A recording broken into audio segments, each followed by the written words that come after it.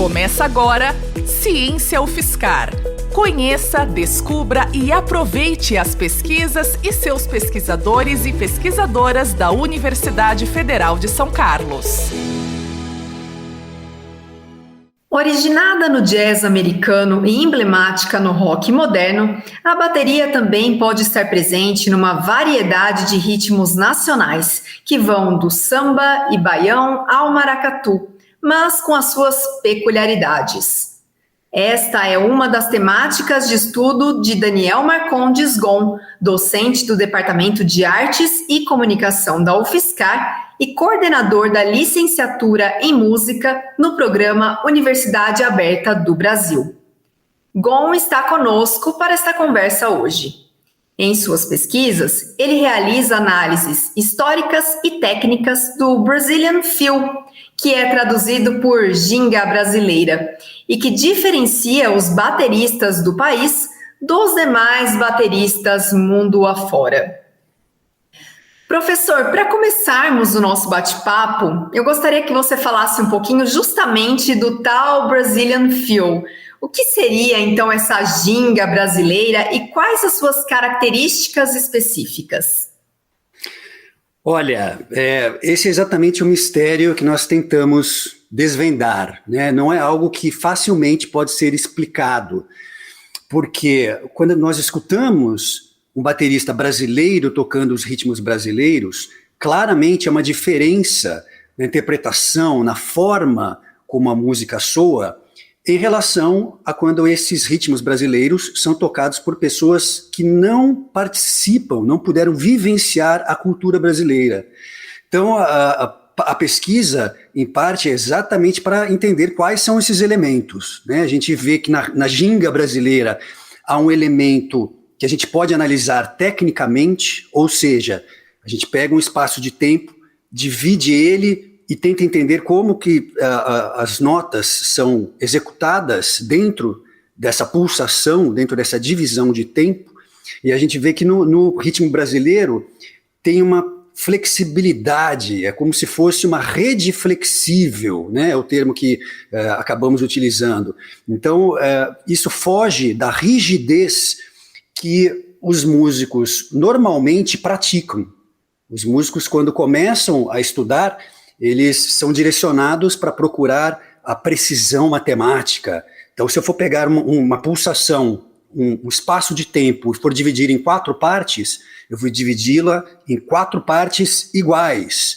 Eu vou tentar buscar a simetria, buscar o equilíbrio entre todos os toques. Ou seja, a gente tenta ser o mais regular possível. E na música brasileira, em vários ritmos, e isso passa, né, por vários gêneros, vários ritmos brasileiros, não só esses que você mencionou aí, mas vários outros. A gente vê que os toques são executados com essa flexibilidade e isso acaba, então, dando um outro sentido para a música, né? Algo que dificilmente pessoas que não tiveram aquela vivência conseguem perceber, né, ou conseguem executar. Eu, inclusive, já tive situações de ver músicos classicamente treinados, excelentes músicos de orquestras, né, que estudaram durante muitos anos, tentando copiar crianças de 9, 10 anos e não conseguindo, né? Eles falharam naquela cópia porque eles eram precisos demais. É como se o estudo clássico estivesse já assim, impregnado no DNA desses músicos. Então, eles tocavam tudo muito corretamente. E para conseguir executar os ritmos brasileiros, assim como aquelas crianças estavam fazendo, você tinha que entrar na tal ginga brasileira, ou seja, era necessário ter uma flexibilidade ali, jogar com a rede flexível, né? Tinha que ser um pouco maleável. Isso é muito difícil para músicos que não têm a vivência brasileira. Perfeito, professor. E é interessante isso que você comentou. E por que exatamente muitas vezes a gente vê aí essas crianças de 10, 12 anos com essa facilidade na ginga?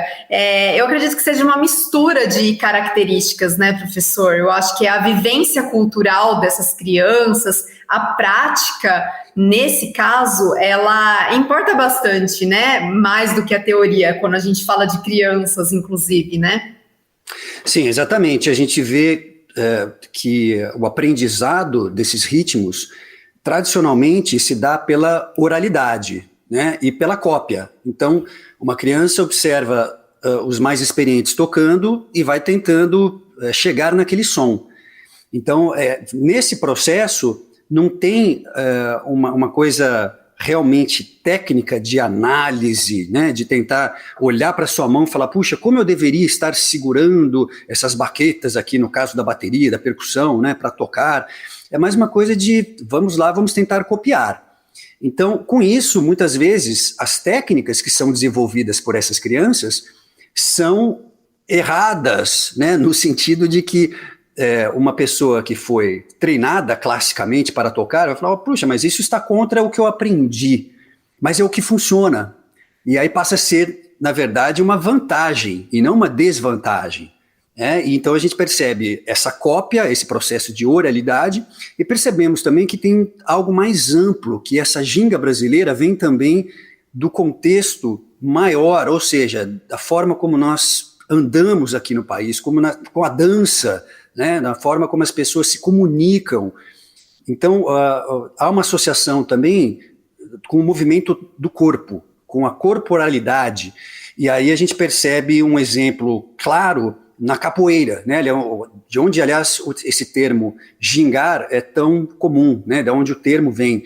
Então, a gente vê que o movimento do corpo associado à linguagem, à forma como nos expressamos, ao português falado, quer dizer, tudo isso faz parte da ginga brasileira. Eu não quero afirmar com isso que somente quem tem todas as experiências consegue tocar ritmos brasileiros. Eu conheço, por exemplo, músicos americanos que conseguem tocar música brasileira muito bem e que não falam português, e que não dançam, não sabem sambar, né? Mas assim, é importante que, ao entender, compreender essa associação entre corporalidade, entre as outras tradições brasileiras e a música, uma pessoa que queira aprender ritmos brasileiros já avançou bastante. É uma grande vantagem compreender essa associação.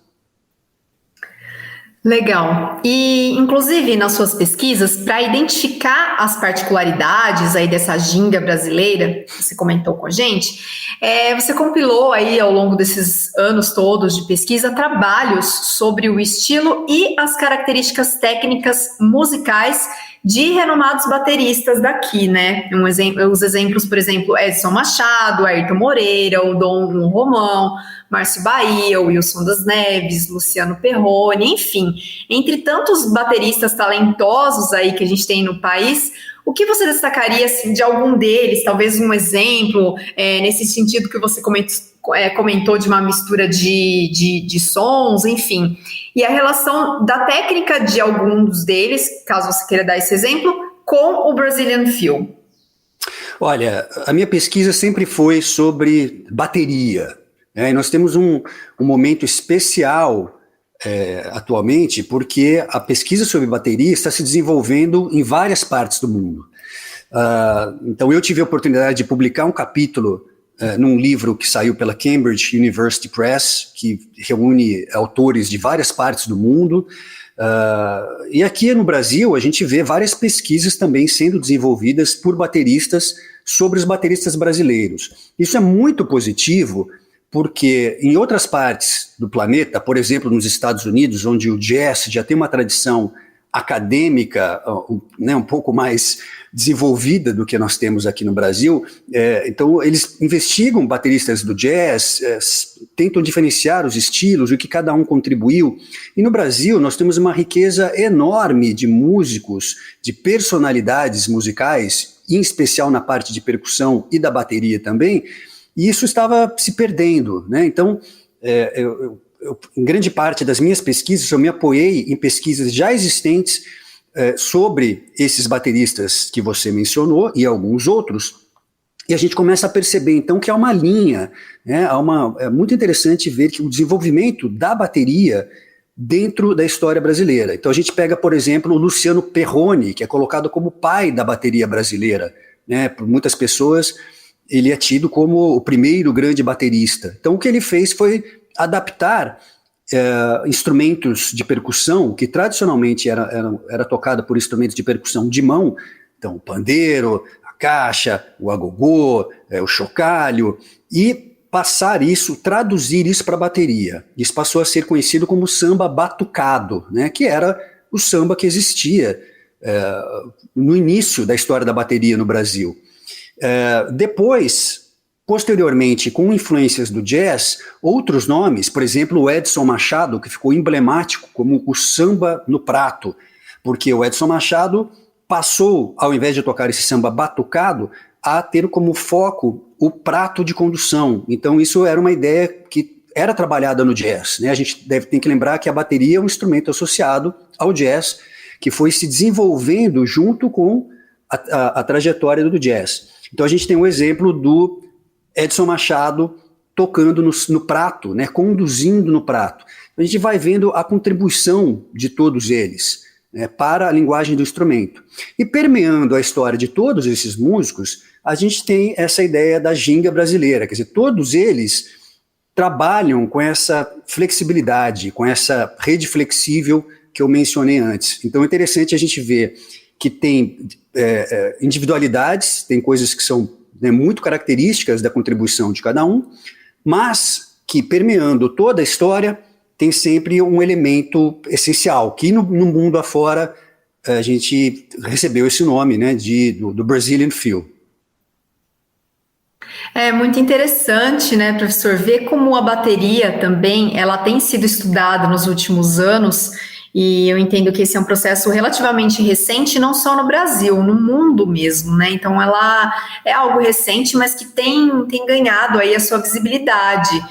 E até assim, para a gente finalizar o nosso papo, há um campo vasto ainda a ser explorado nos estudos de bateria, não só a nível Brasil, vamos dizer, né, mas acho que internacionalmente falando, e você comentou, a gente tinha comentado já sobre isso, eu acho legal a gente trazer isso aqui para os nossos ouvintes, que apesar desses avanços dos estudos, o instrumento ainda é visto muito comumente como um elemento de acompanhamento, permanecendo até num papel secundário, né? Então, você está numa banda ali, muitas pessoas falam, o baterista que fica ali atrás, então ele talvez tenha um papel secundário na banda.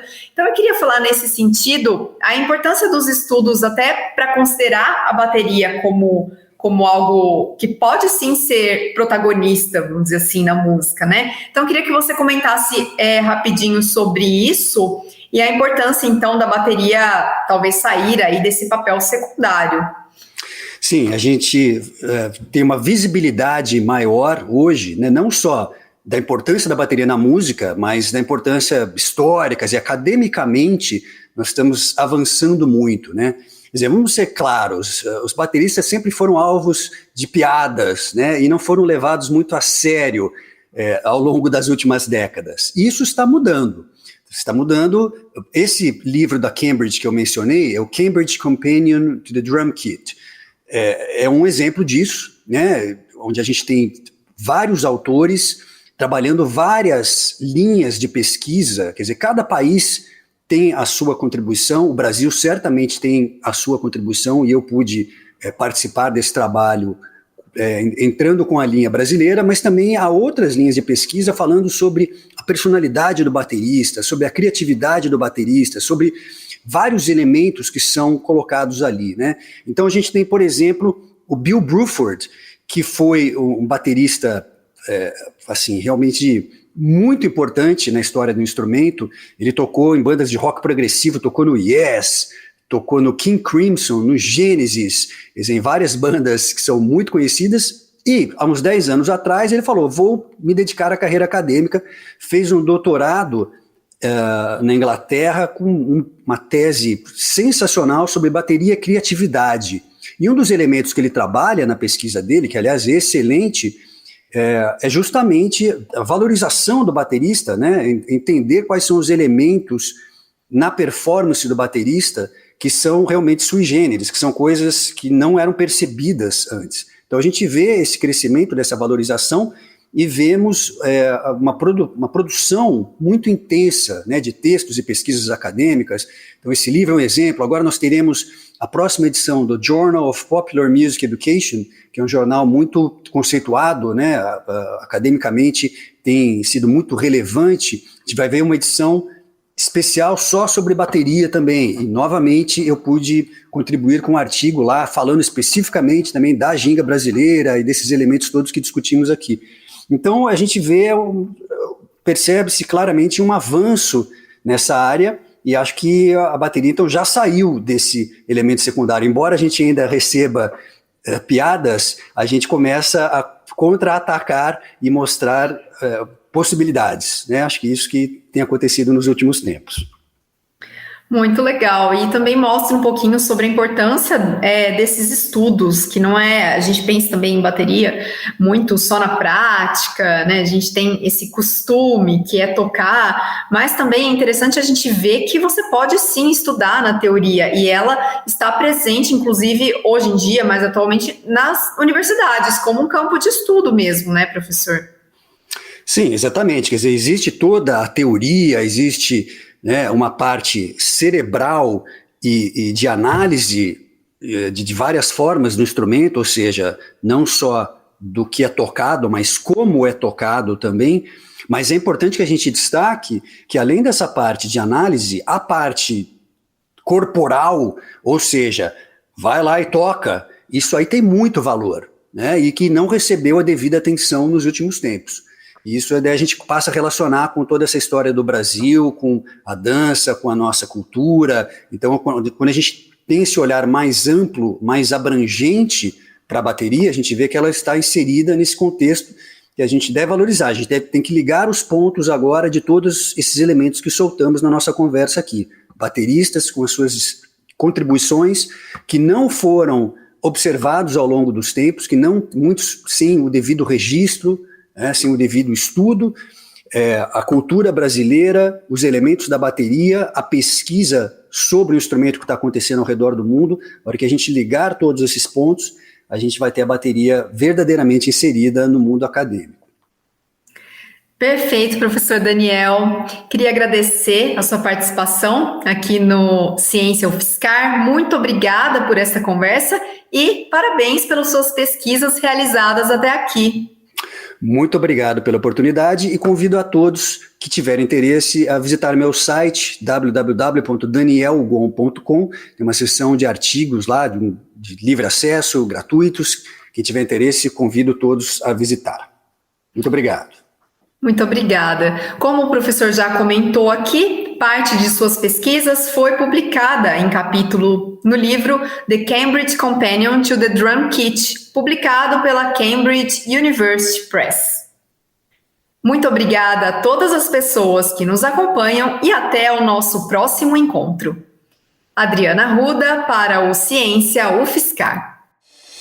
Você ouviu Ciência UFSCar, uma produção da Assessoria de Comunicação Científica da Universidade Federal de São Carlos, em parceria com a Rádio UFSCar. Acompanhe as últimas notícias sobre o conhecimento produzido na universidade no Twitter em @ciência_UFSCar.